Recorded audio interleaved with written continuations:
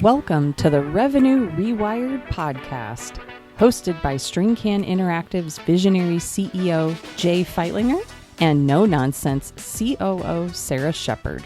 We're here to accelerate your revenue and give your marketing purpose. All right, welcome to the next episode of Revenue Rewired. So, Jay, we have hit our stride here. We're like a preteen now, episode 11. So we're pretty excited about this topic. We just had our quarterly planning a week ago. Holy cow. It's Wow. bananas to think that we are this far into the year already. But we've been talking a lot about sales in our company and with our clients and thinking about, we're already talking about the end of the year strategy. Isn't that awesome that we do that? I love it. Yeah. So one of the things we wanted to share with you all was a little bit of, why StringCan talks about sales. Why is a marketing agency talking about sales? And a little bit of why we think maybe other agencies could also use some sales language and why it matters to CEOs, CMOs, CROs, anyone who's in marketing or sales. So Jay, we're going to kick that off today with a couple of questions about, well, first of all, why and how did StringCan even start speaking sales? How do we get here? Okay. Exciting question. Well, I guess there's two parts to that. So one, it's been probably a very important factor to us when we launched the company 15 years ago almost. And I think I mentioned that in a past show. When I worked for a large computer distributor, and the head of sales there made me realize that my main job in marketing is to help his team on the sales side. It was an eye opener for me. And so when we wrote the business plan for StringCan, and I read it, recently, which was kind of fun to see, we still are staying on track, which is obviously exciting. But the big focus of that plan was all about how can we do a better job helping our client sales teams instead of it being about, marketing and the vanity metric stuff. Now, obviously, we do work heavily with clients' marketing side, but I think on the second part to your question, I think where this all organically came into play, unfortunately, is tied to COVID. So when COVID hit, we did still have a bunch of clients on the more B2C side that we were still supporting a combination of B2C and B2B. But obviously, when COVID hit, a lot of those clients just couldn't do any more work. And so we were forced to have to think about what we need to do to keep the business not go backwards. Because we were just doing so well at that point in time. So obviously, that was a kind of a kick in the A butt. bummer. Mm. Yeah.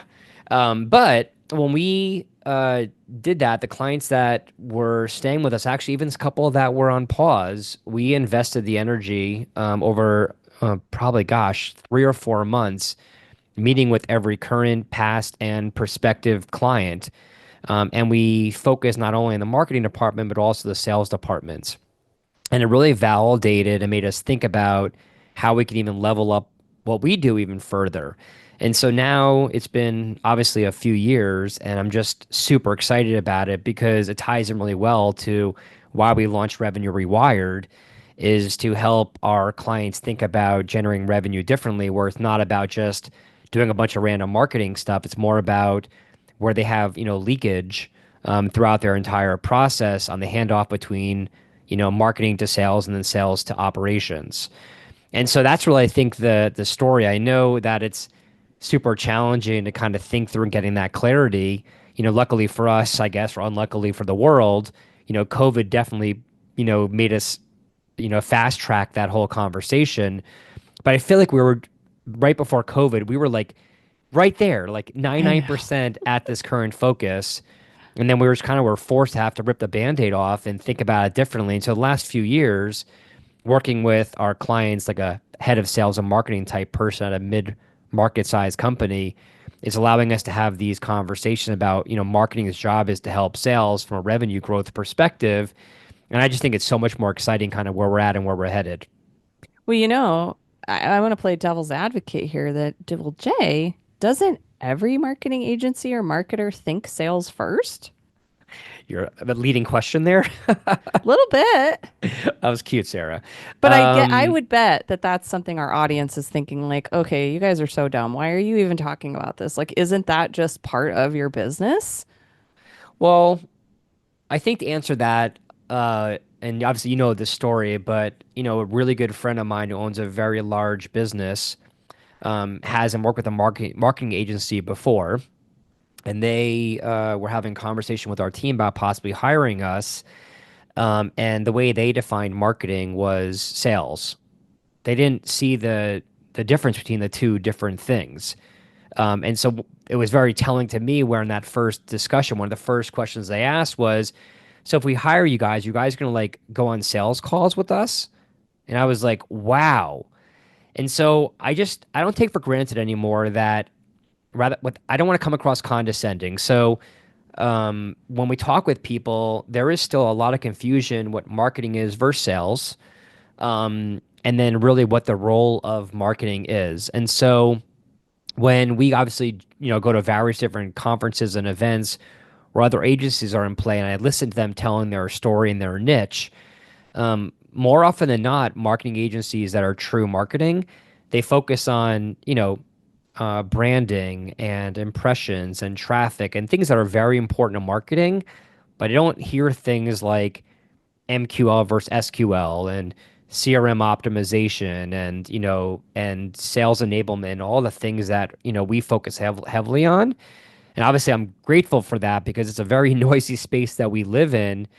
And I feel like the minute we talk about the revenue rewired and that focus we have around sales first, it does help differentiate us very quickly from a typical marketing agency and even like what we call ourselves. Like I always say, like, StringCan is a B2B growth partner. I don't say marketing agency or marketing firm or whatever. I think it's really all about growth. And whatever tools or tactics we need, I don't care what it is, as long as we can execute it well. And so I think that just makes the conversation a lot more valuable to the kind of clients we want to work with. Yeah. And making the shift is really interesting because to me, it's because sales and marketing have such a like beef and a history.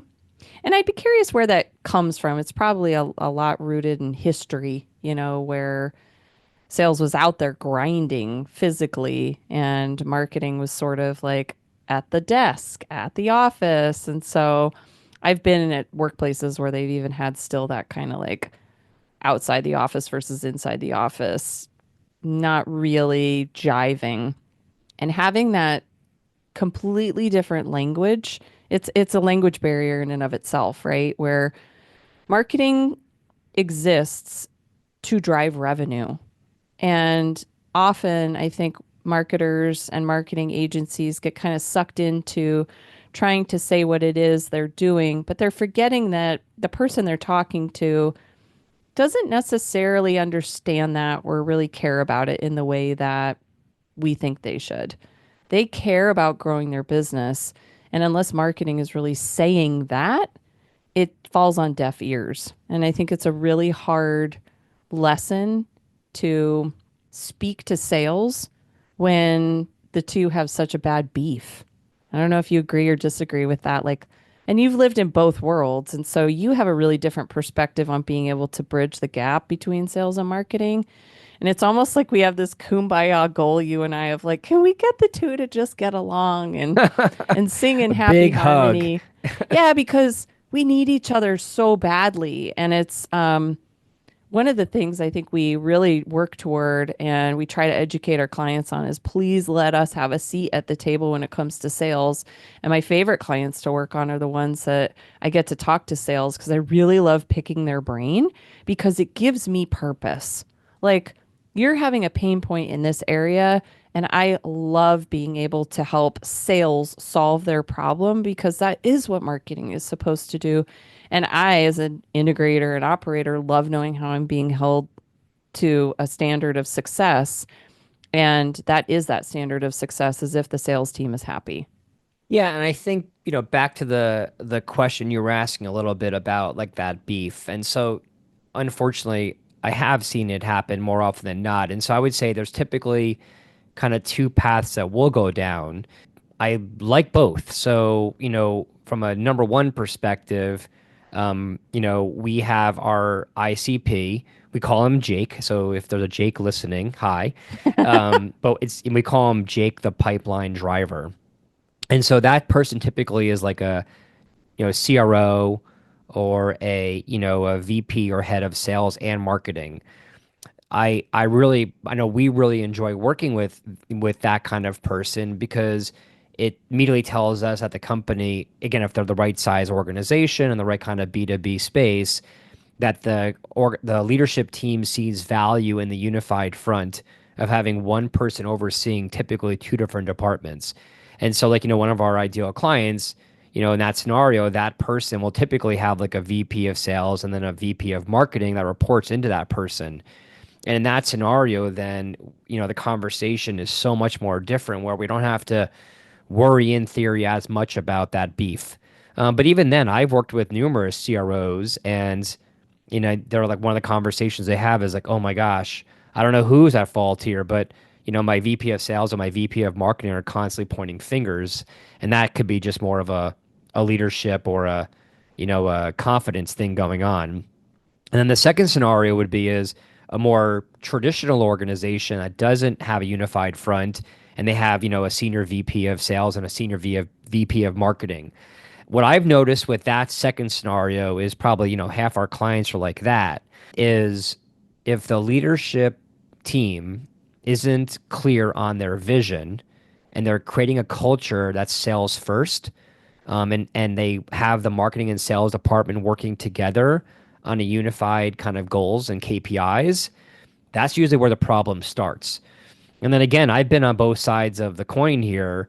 We live in a pretty chaotic world, and we all have our own personal issues going on that we unfortunately bring into our jobs sometimes. There is a lot of stress underlying, your day to day.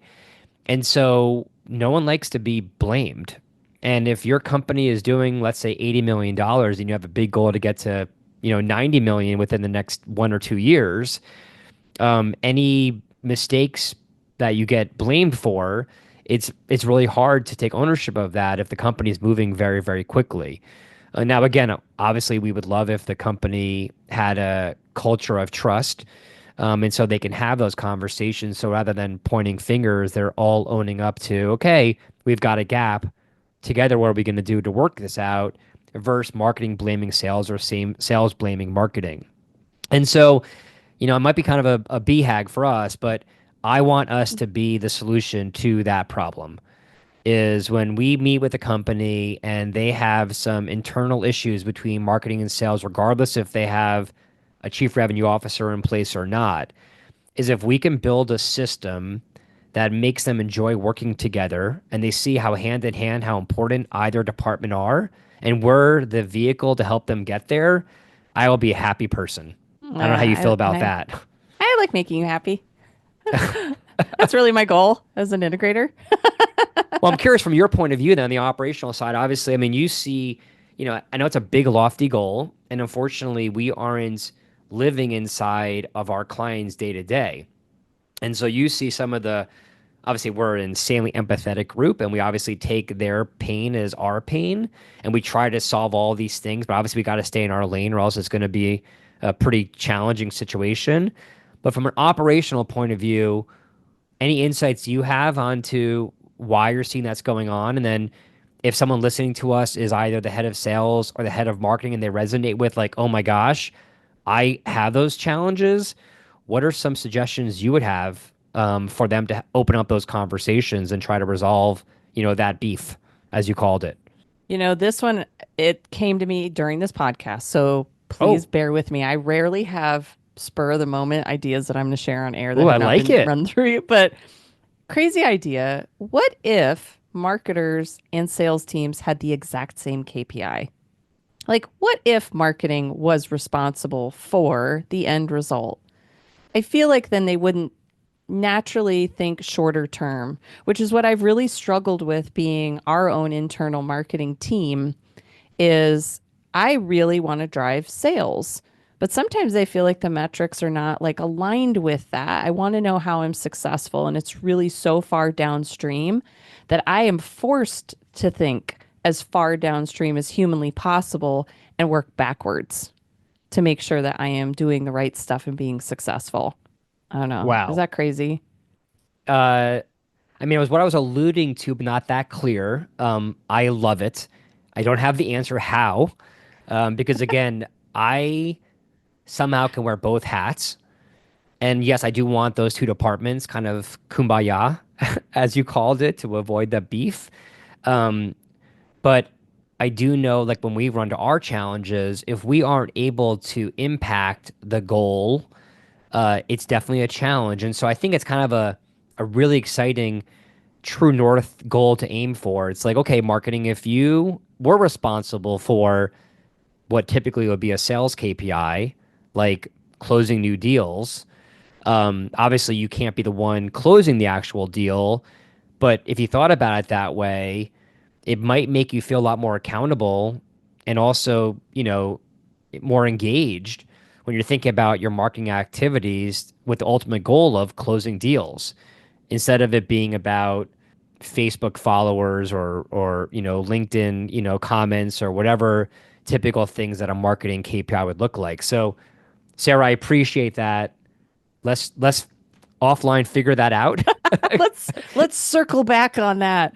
Well, it's a risk saying stuff like on the air that you and I haven't No, I talked love it. about. But I've been thinking a lot about it with the conversation you and I have had about how I personally want to be held accountable to our marketing outcomes and goals. And I think that's really where I'm struggling is that we do this sales focused, sales first mindset with all of our clients. And I'm like, how can I do that inside of our own agency? And I think there's an opportunity maybe for you and I to like swap KPIs as you're sort of head of sales and I'm head of marketing. And we naturally have to figure out ways to work together and I think part of that is it comes from like our agency doing that inside of itself. It really helps us empathize with our clients and understand when we're working with like a CMO, for example, and they don't have someone like you or me. They might be stronger in one or the other, sales or marketing. Usually people end up, I would say sales is probably like more cut and dry, and we see more people are experienced in that than they are in marketing. But not being able to have the other side of the coin to bounce your ideas off of is really lonely. And it's really hard, I think, to make sure that you feel like you're capturing the entire customer experience holistically when you're really focused on executing one part of the strategy. It's almost like you get a job to do and it's a really small piece of the puzzle, but you don't get to see the whole pie. That is really hard to do. And I think we try to open up our clients' eyes by saying, like, can you help us see this information in a different light and sort of open the door for them to open the door to make sure that they're executing in a way that's supportive of their ultimate business and like revenue goals in general. Yeah, I 100% agree. And I think, we often have some clients we're working with get a little surprised because they're like, we need you guys to help us with solving what we believe to be either a sales and or marketing problem. And they want us to jump right into just taking over the tactics that they have in place. And often what we found is that's two steps ahead of what we got to do first. And so where I think it causes at first some confusion, but then very quickly turns into excitement is again, what is true north? So step number one is, with those departments, if there isn't a clear, mission and vision and values and brand story, no matter what you do, no matter how amazing your people are in marketing and or sales, you're eventually going to run in and hit the wall because you're going to have people running around doing the things not knowing why they're doing it. And so I always want to recommend that, that needs to be one of the first things you do. Back to your doors analogy, it's almost like the building the house scenario.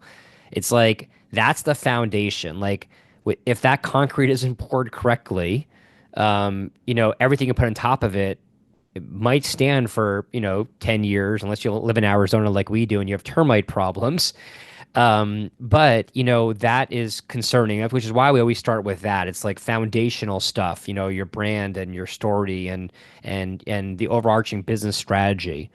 From there, then obviously is the next big important thing again before jumping into tactics is, what is the actual strategy that you're going to leverage to help tell that story? And again, here, this is where I think back to your big goal of having marketing and sales have the same KPIs. That's I think where that conversation could come into play because now you're into like the framing of the house and think about, getting to the exciting interior design phase, which I know that you enjoy more than me.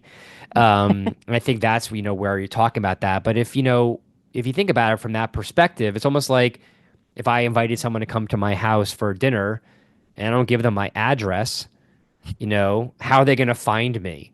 And that's really where I think that foundational conversation and the department goals come into play, which is why I love, operating systems like EOS and Scaling Up and Pinnacle and Metronomics. Like a lot of those tools are heavily weighted on that foundational conversation before you start, setting up individual goals. Hmm.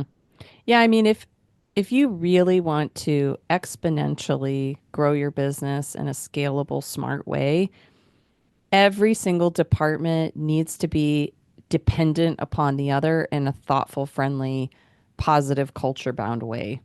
And that is totally including sales and marketing. Because I just Yep. don't think you can drive revenue.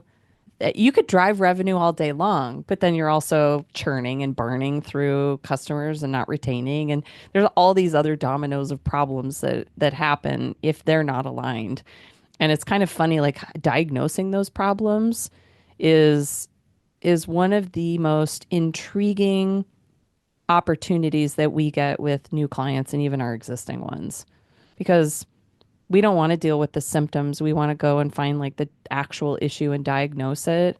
And you can't do that in a vacuum or a silo, you know? Yeah, and I think to your point, one thing we did with a client a couple years ago that I loved, again, it had huge risks here, but I think depending upon your culture and level of trust, this could be an exercise that people consider doing. But we had them kind of like flip flop their roles.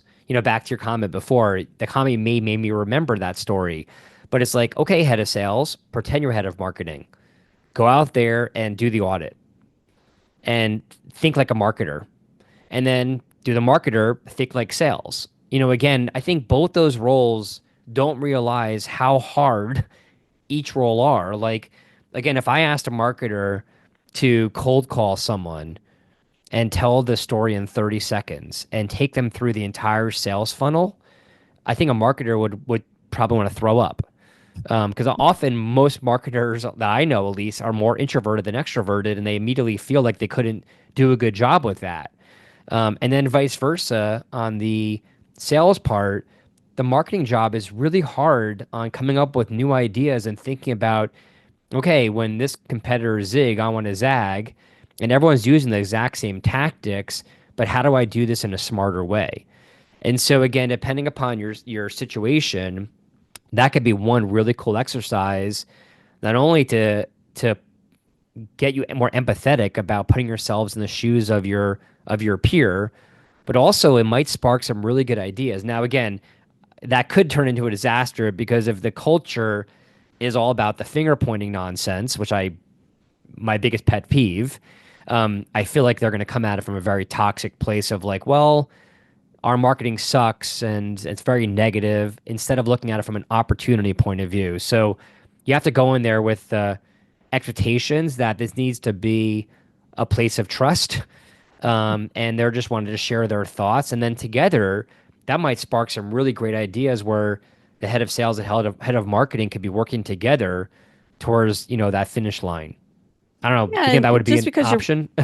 yeah, like just because you're both ultimately trying to get to the same place doesn't mean you have to do it the same way. Like you and I often have conversations about what is the desired outcome we want and discuss how we would each approach it. And I think still sales and marketing do not have to think the exact same way, but remember you're both trying to get to the same outcome. But how can you create a more symbiotic relationship that is collaborative. And I think that's probably one of the biggest opportunities. And really, that's kind of what clients are asking when they're like, what's the ROI on this?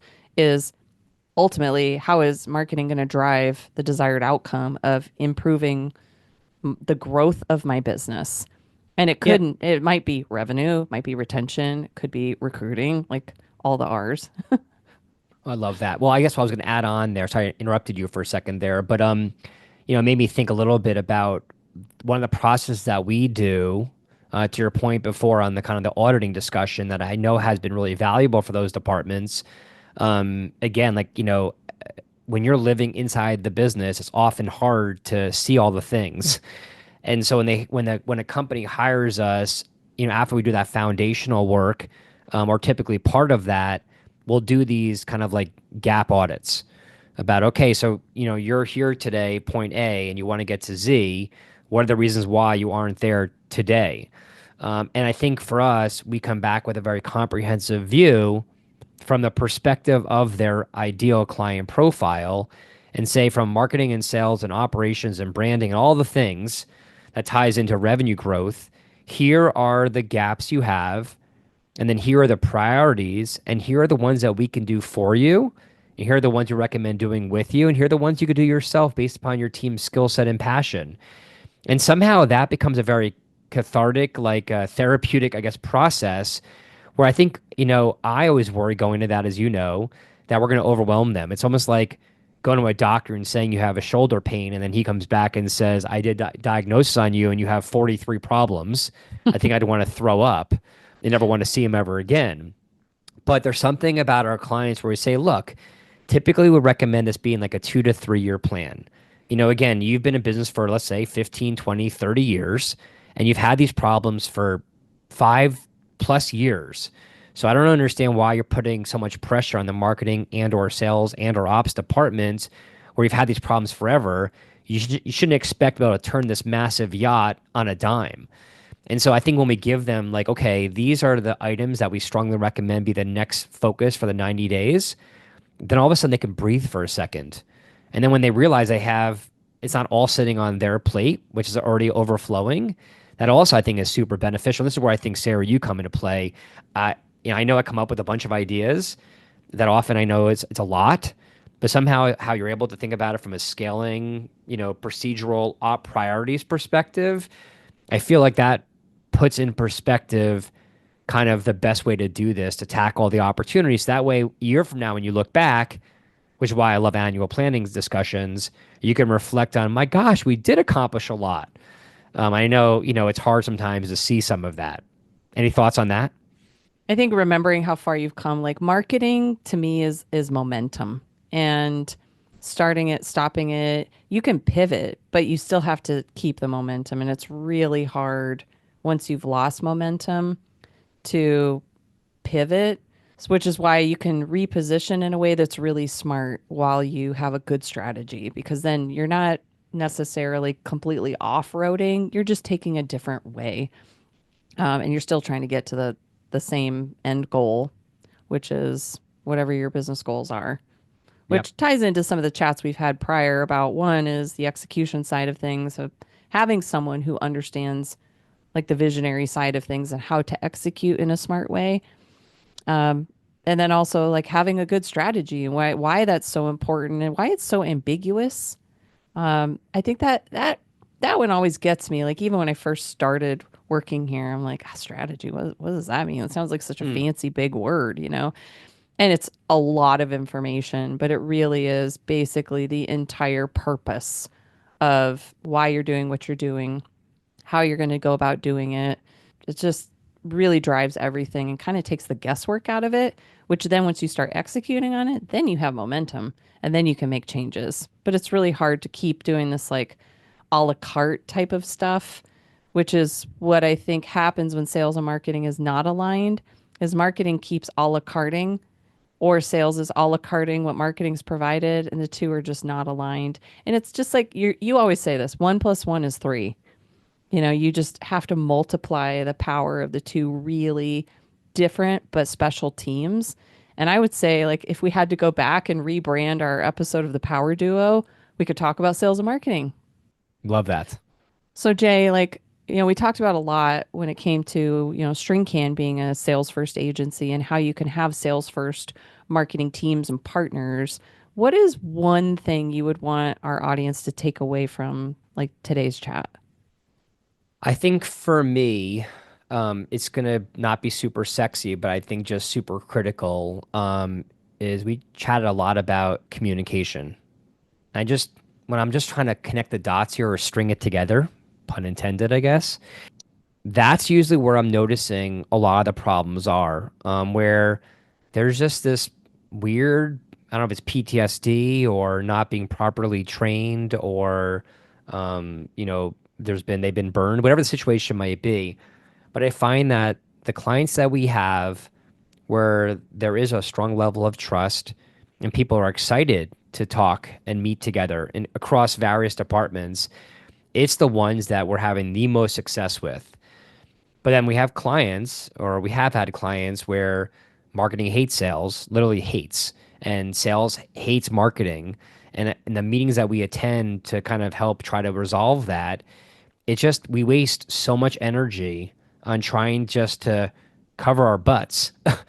And so I just think that if anyone listening to this can recognize that they have a communication barrier in their company, and that's maybe one of the reasons why they don't have clarity and alignment.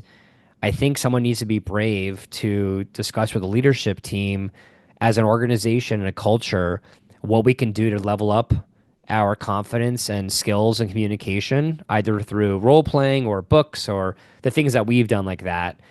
I think that needs to be step number one. And then I think everything else we talked about, I think then would follow from there. But if you don't have a good communication level, I think a lot of this is going to be a house of cards and things are just going to eventually crumble. And that's just going to be super sad when you see a massive organization that has huge potential go backwards because they didn't address this one critical relationship skill. Hmm. So I guess and on your end, because again, that's me from the visionary point of view. I'm not sure if you agree with that, but I'd love to hear your thought on that. And then I think to wrap up this, I want to hear from your perspective, an operational point of view. What would you recommend from this podcast? Everyone, like the one thing they do, like the next step. What's the first thing that they should consider doing to benefit from this conversation? Yeah, I 100% agree with what you Okay. said. Like, in any relationship, which is really what it is, right, is communication. And if you don't have a solid communication platform, plan, strategy, you're bound to have misinterpretations and miscommunications. And that just is such wasted energy and creates a lot of negativity where it's just not necessary. From an operational or executionary standpoint, it's funny trying to pick one thing is so hard. So I'm sure it was hard for you to answer that question on the fly.